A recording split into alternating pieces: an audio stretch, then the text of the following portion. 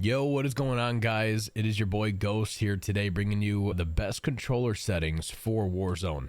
This video is going to be simple, easy, and straight to the point, and overall will help you control your recoil in Call of Duty, whether you're playing multiplayer or Warzone. It gives you less visual recoil, and it's overall just easier to control, hit those long range shots, and it's really benefited me.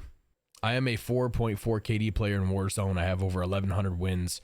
I'm definitely not the best, but I'm definitely not the worst. So this definitely will help you improve your aim. There will also be a link down below in the description on how to overclock your controller. But you can do these settings first, but I highly recommend overclocking your controller once these settings are set in Call of Duty. All overclocking means is it gets rid of your input delay with your controller and basically gives you instant reaction time to when you're clicking your buttons or, clicking your triggers. But nonetheless, let's dive into the video.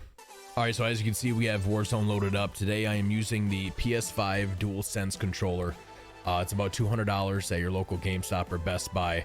Has two back paddles on the back as well. If you're not using back paddles with the controller, you need to be using back paddles just for easier to B-hop or drop shot. That's been in every single Call of Duty. And it just helps you win gunfights more frequently. All right, so in Warzone, you just want to click your start option and bring up this window over here to the right. My face cam is kind of in the way. But basically in the very top, you can see me tab left and right. Very top right, there is a gear icon for your settings, and you just want to scroll down here to controller. Face cam is kind of blocking it, but it's the third option down. It says controller. You want to select that. So here we're in the controller tab. We're just going to scroll down just a little bit here to aiming, and then we're going to talk about sensitivity for a sec. Now your sensitivity might be different than mine, but I always recommend a lower sensitivity versus a higher sensitivity. Some people think that when they crank their sense up, they can snap onto people and they'll, be more reactive to certain situations. But this is by far the best way to help you control your recoil, hit more shots, be more accurate overall.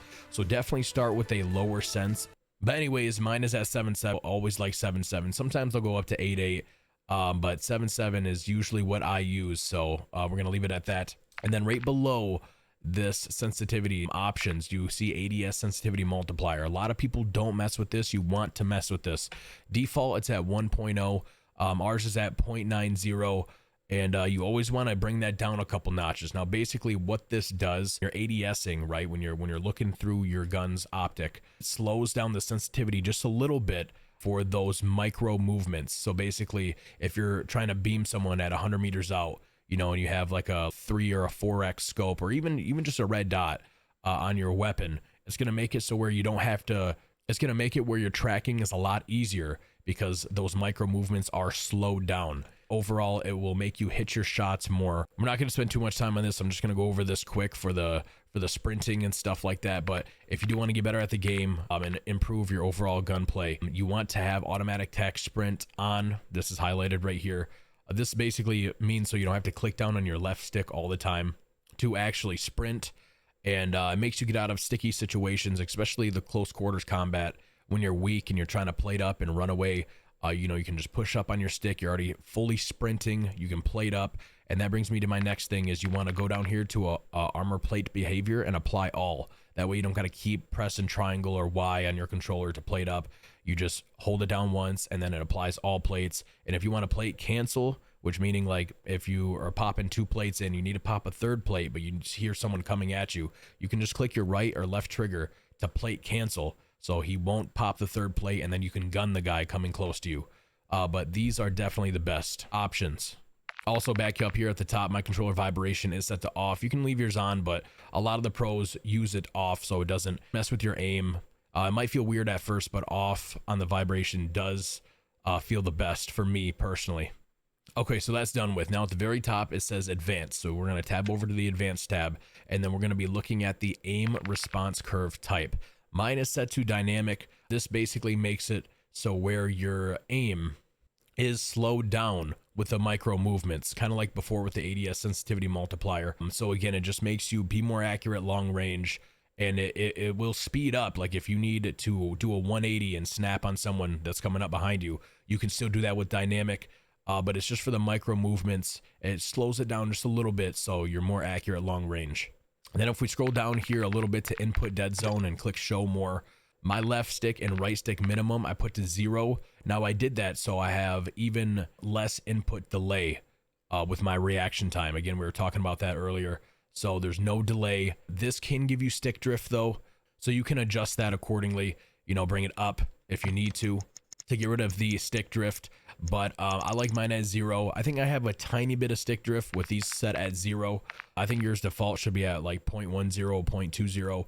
But again, 0.00 just makes it so where you have no input delay.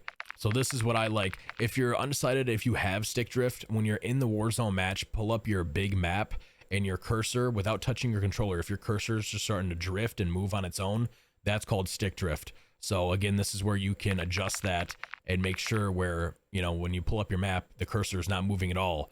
And that means you have no stick drift. Like I said, I have a little bit, but I really like how this feels just because the reaction time is so much better. Now, scrolling down here, still in the same section, to left and right trigger dead zones. You always want this at 0. Again, less input delay, increase reaction time. You kind of get the point now. Triggers always want to be at 0. There's no cons to having this at 0. This will only benefit you. Okay, that should be good for this tab. Now we're going to simply back out. And then next, we're going to go to your graphics tab. It's right underneath the controller tab in the settings. Again, face cam is kind of blocking it, but you can see it's highlighted. You want to select graphics, and then you want to come over here at the very top. We have display quality and view. We want to tab all the way over to view. All right, so the main things you're going to look at here is the top 3 options. So we're going to go over this quick. Basically, what field of view does, you have a more zoomed out perspective on your player and on your weapon. Meaning you can see more of your surroundings. So you always want, in my opinion, at least 110 to 120 FOV. A lot of the pros use 120 FOV. Like I said, it zooms out, they can see more around them, and it also gives you less visual recoil. The difference between visual recoil and actual recoil is just the weapon shake and your optic shake when you're shooting your weapon. So visual recoil, you know, your optic could be bouncing all around, but the actual recoil is easy to control. So that's kind of the difference. But yeah, setting it at 120 definitely gives you less visual recoil overall. But I've always used 110. This has felt nice to me. This is what I'm used to. I used it in Warzone 1. And also with a lower FOV, they do say you get more aim assist, but it's only by a little bit. It's nothing huge. So 110 works for me. I feel like it just feels more natural. My aim assist still feels good, and you could definitely adjust this. Next is ADS field of view. A lot of people don't know about this, but this is the biggest thing that you want to change. If we select this right here, we have 2 options, and the first is independent, the second one's affected.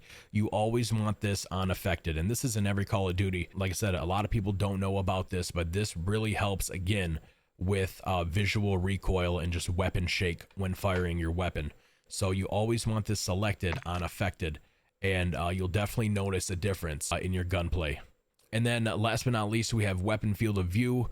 This basically just shrinks your weapon down so it's not as big, taking up you know, a lot of your screen. At the end of the day, you want everything to be smaller on your screen. So, you know, when you're in a gunfight, your weapon is not blocking, you know, your target. So mine is set to wide. This definitely helps, and it feels the best for me. Also, another thing that we're going to look at is if you scroll down here to camera movement, you want these set to least 50%. I think default, it might be at 100 or 75, but you definitely want to select least 50% for both the first person camera movement and the third person camera movement.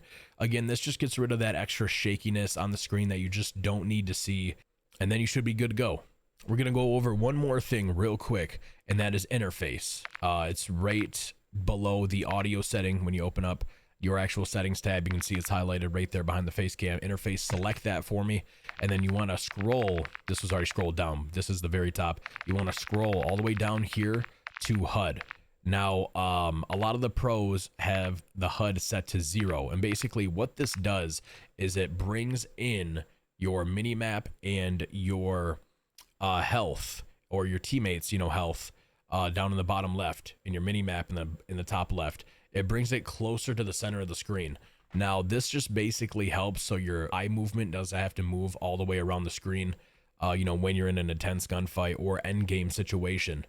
Because, you know, for an end game, you're always making sure if you have plates, a gas mask, which way the zone is pulling. So this is just something little that really helps. A lot of the, like I said, pros use this. I use it. I love it. And yeah, it just helps so your eyes don't have to travel to the top left or the bottom left of the screen. Your eyes are just more central with your gameplay. And obviously your mini map shape, you want it on square. I think it is defaulted to circle, but you want this defaulted to square. You can just see more on the mini map, more directional pings.